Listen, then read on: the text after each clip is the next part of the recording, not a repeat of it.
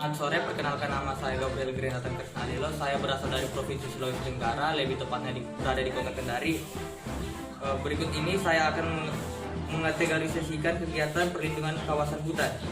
Seperti yang kita ketahui bahwa mengategorisasikan perlindungan kawasan hutan terbagi menjadi 4, yaitu konsep perlindungan kawasan hutan.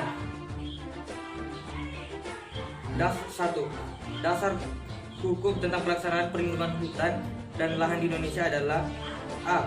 Undang-Undang Nomor 41 Tahun 1999 tentang Kehutanan, Pasal 7 Ayat 1 sampai dengan Ayat 11, Jo Pasal 38 Ayat 4 dan Pasal 50 Ayat 1 sampai dengan Ayat 3.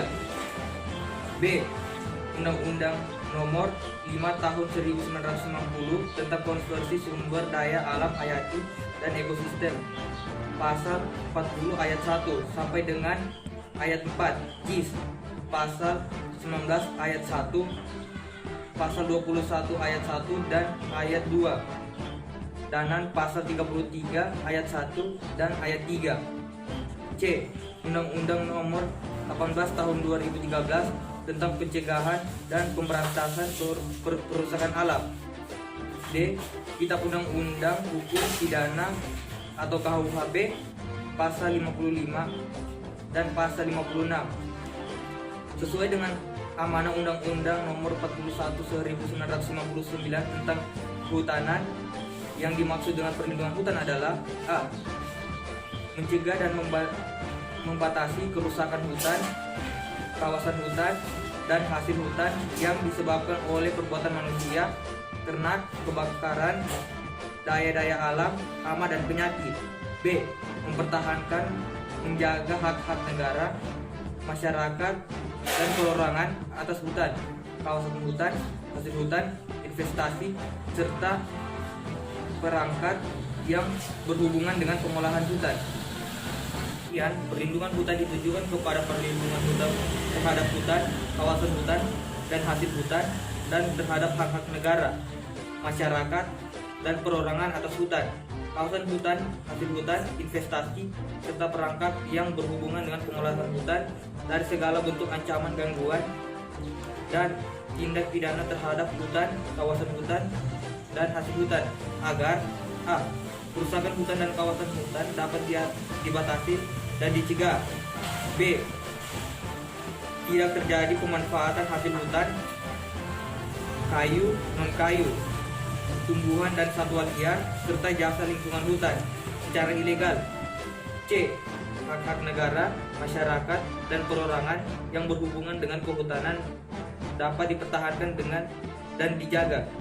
2. Perlindungan hutan yang disebabkan oleh hama. Di hutan alam hidup berbagai jenis hewan dan serangga. Selama hewan dan serangga tidak menimbulkan kerusakan terhadap tanaman yang secara ekonomis berarti, maka serangga dan hewan tersebut belum disebut sebagai hama. Akan tetapi, jika serangga dan hewan tersebut sudah menimbulkan kerusakan terhadap jenis tanaman hutan yang secara ekonomi berarti, maka serangga atau hewan penyakit kerusakan terhadap jenis tanaman hutan dapat disebut sebagai hama. Di hutan alam yang hidup berbagai jenis tumbuhan dan satwa liar, sangat jarang sekali terjadi kerusakan tanaman hutan akibat adanya serangga atau hewan.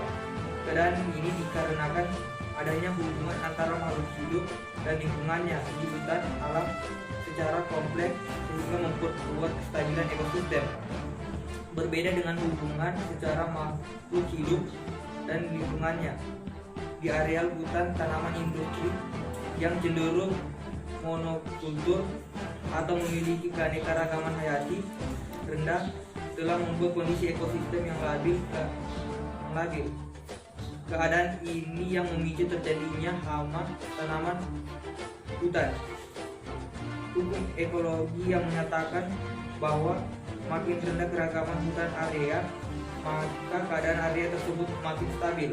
Keadaan ini akan membuat dan mempermudah meledaknya suatu populasi jenis serangga dan hewan tertentu, sehingga menjadi hama berbagai jenis tanaman tertentu.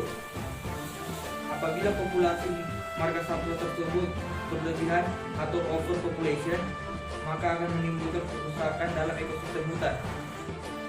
Kerusakan yang ditimbulkan dapat terjadi pada daun dari pohon, 2. Pucuk dan tunas pohon, 3. Kulit pohon, 4. Batang pohon, 5. Semai dan anakan pohon, 6.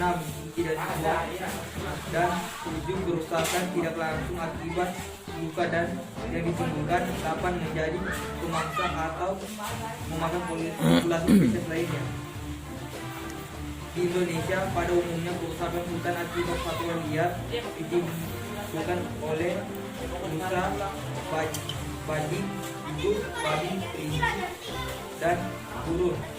Alasan apapun, introduksi suatu spesies eksotik perlu mempertimbangkan bukti-bukti berikut. Jangan mengintroduksikan spesies yang memiliki potensi sebagai hama. 2. Hindari introduksi spesies eksotis bila spesies lokal dapat berbuat hal yang sama. 3. Perlu berhati-hati agar bila diperlukan jenis eksotis tersebut dapat dikendalikan atau dibasmi. 4. Membuat introduksi percobaan pada kawasan sempit yang terisolasi di mana spesies eksotis dapat dimusnahkan bila hasil percobaan tidak memuaskan.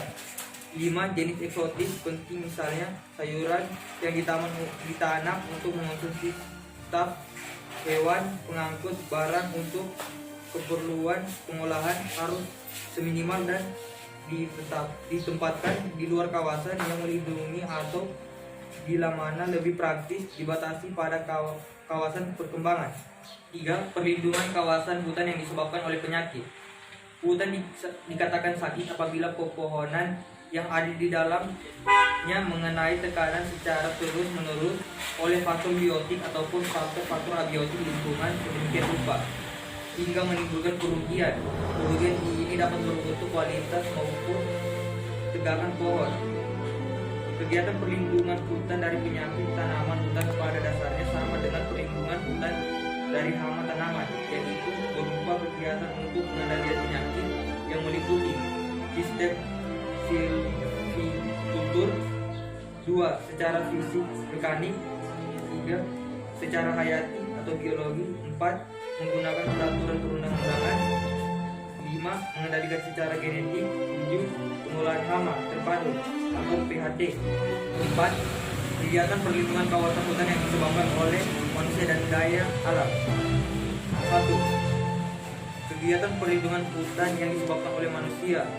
Bentuk-bentuk kegiatan perlindungan manusia akibat gangguan manusia dapat dilihat dalam pasal-pasal Undang-Undang Nomor 18 Tahun 2013, yaitu tentang pencegahan dan pemberantasan hutan. Dalam pasal undang-undang tersebut, setiap manusia dilarang melakukan penebangan pohon dalam kawasan hutan yang tidak sesuai dengan izin atau bahkan tidak memiliki izin pemanfaatan hutan dari pejabat yang berwenang.